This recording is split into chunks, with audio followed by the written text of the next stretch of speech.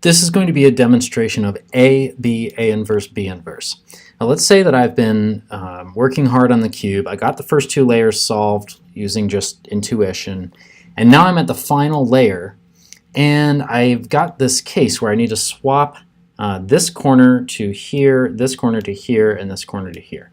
Now, I have no idea how to do that directly without completely messing up the rest of the cube. So instead, I'm going to do something much, much simpler, which is I'm just going to swap these two, and I'm not going to care if I mess up the bottom. So that's an easier challenge. Most people could figure that out on their own. So here we go. I'm going to take this one out, put it in here, and open this door, put that one in there. Okay, so now I've just swapped those two pieces and completely messed up the bottom of the cube. Let's call that sequence of turns A. Now what happens if I undo A? This is A inverse. I'm just going to play that in rewind. Here we go.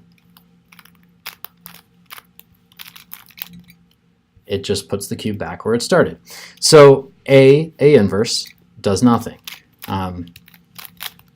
Let's do A again. So what if I were to do another turn before doing A inverse, like this? We'll call that B. And now I do A inverse. So this has now put different pieces in a position to be swapped on top, but the bottom was not affected. So as far as the bottom 2/3 is concerned, I'm just doing A inverse. So let's do A inverse. And what has happened here is now the bottom is solved again. I've swapped those two on the top. So now I have to do B inverse, which is undoing that top turn, and the cube is solved. So we swapped these two and then those two.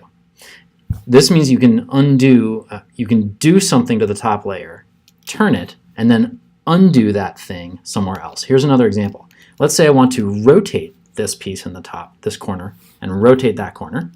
So I'm going to take this one out and put it back in a different way.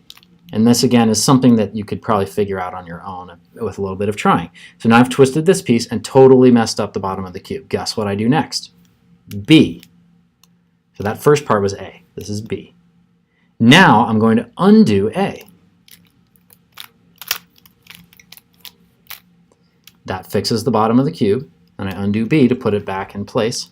And what I've done is the A twisted this piece, and then A inverse untwisted that other piece.